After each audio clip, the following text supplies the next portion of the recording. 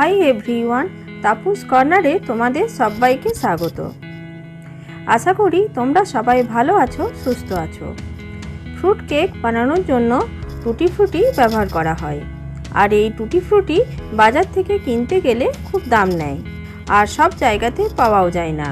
সেই জন্য আজ আমি তোমাদের সাথে শেয়ার করছি এই টুটি ফ্রুটির রেসিপি। এই রেসিপিটা দেখলে বুঝতে পারবে যে বাড়িতেই এটা কত কম খরচে আর কম সময়ের মধ্যে তৈরি করা যায়। তো চলো তাহলে রেসিপিটা শুরু করা যাক। টুটি ফ্রুটির প্রধান উপকরণ হলো কাঁচা পেঁপে। এখানে আমি একটা পেঁপের অর্ধেকটা এরকম ছোট করে কেটে নিয়েছি। পেঁপের আন্দাজটা নিজেদের মতো করে নিও। এবার এই পেঁপেটাকে আমি জলে সেদ্ধ করে নেব। তার জন্য এখানে আমি একটা কড়াইয়ে 2 গ্লাস মতো জল নিয়ে নিয়েছি। এবার আমি পেঁপেটা দিয়ে দেব আর ঢাকা দিয়ে মিডিয়াম ফ্লেমে 5 মিনিট মতো একটু সেদ্ধ করে নেব। এখানে আমি পেঁপেটাকে 50% মতো সেদ্ধ করব। তো দেখো 5 মিনিট হয়ে গেছে আর পেঁপেটাও অর্ধেক সেদ্ধ হয়ে গেছে। এবার গ্যাস বন্ধ করে একটা ছাঁকনার সাহায্যে পেঁপেটাকে দিয়ে পুরো জলটাকে ঝরিয়ে নেব। এবার আমি একটা কড়াইয়ে 1 কাপ চিনি আর 1 কাপ জল দিয়ে দেব।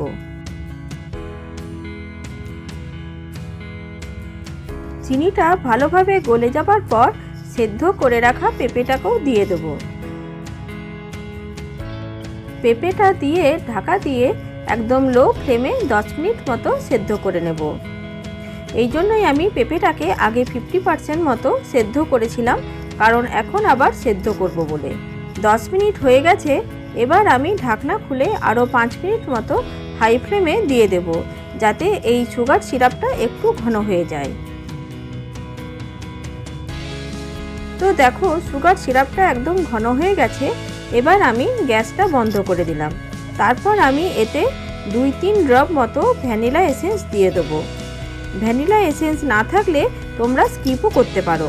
তো দেখো এই যে সুগার সিরাপটা হলো, এটাতে কিন্তু কোনো তার আসবে না, জাস্ট একটু চিপচিপে হবে, যেমন মধু হয় ঠিক সেই রকমই।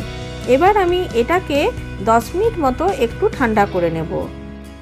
তো 10 মিনিট পর ফিরে এলাম আর এখানে আমি 4টে বাটি নিয়ে নিয়েছি আর সব বাটিতেই আমি একটু একটু করে সুগার সিরাপে দেওয়া পেঁপেটাকে দিয়ে দিচ্ছি। সুগার সিরাপ এগুলোতে একটু বেশি করে দিতে হবে, যাতে পেঁপেগুলো ভালো করে ডুবে থাকে। এবার আমি বাটিগুলোতে 1 পিঞ্চ করে অরেঞ্জ কালার, গ্রিন আর রেড কালার দিয়ে দিলাম। আর এই 3টে কালারই পেঁপের সাথে খুব ভালোভাবে মিশিয়ে দিচ্ছি। আর একটা বাটিতে আমি কিন্তু কোনো কালার দিইনি, এটা সেম রেখে দিয়েছি। আর তোমরা যদি কোনো ফুড কালার ইউজ করতে না চাও, তাহলে বিটের রং দিয়ে লাল রং, পালং শাক দিয়ে সবুজ রং আর গাজর দিয়ে এই অরেঞ্জ রং করতে পারো। এবার এই বাটিগুলোকে আমি 6 থেকে 7 ঘন্টা মতো এইভাবেই রেখে দেব, যাতে পেঁপেটা কালারটা খুব ভালোভাবে অ্যাবজর্ব করতে পারে। তো প্রায় 7 ঘন্টা মতো হয়ে গেছে। এবার আমি সুগার সিরাপ থেকে পেঁপেটাকে আলাদা করে নেব। তার জন্য আমি একটা ছাঁকনাকে বাটির ওপর রেখে দিয়েছি। এবার এই ছাঁকনির ওপরে আমি টুটি ফ্রুটিগুলোকে এইভাবে দিয়ে দিচ্ছি, একটু নাড়াচাড়া করে দিচ্ছি, যাতে এক্সট্রা সুগার সিরাপটা ছাঁকনি দিয়ে নিচে পড়ে যায়।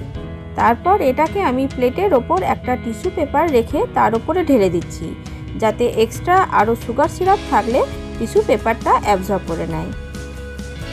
এটাকে যদি 1 বছর মতো ফ্রিজে স্টোর করে রাখতে চাও, তাহলে এরপর এটাকে ফ্যানের নিচে আরও 2 থেকে 3 ঘন্টা মতো রেখে দেবে। দেখবে এটা পুরো ড্রাই হয়ে যাবে।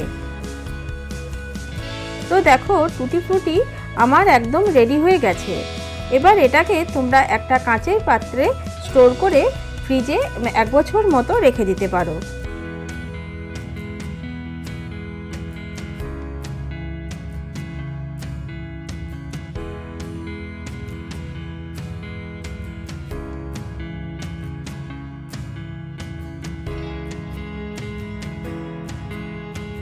তাহলে আজকের এই রেসিপিটা যদি হেল্পফুল বলে মনে হয়, ফ্যামিলি আর ফ্রেন্ডের সাথে শেয়ার করো।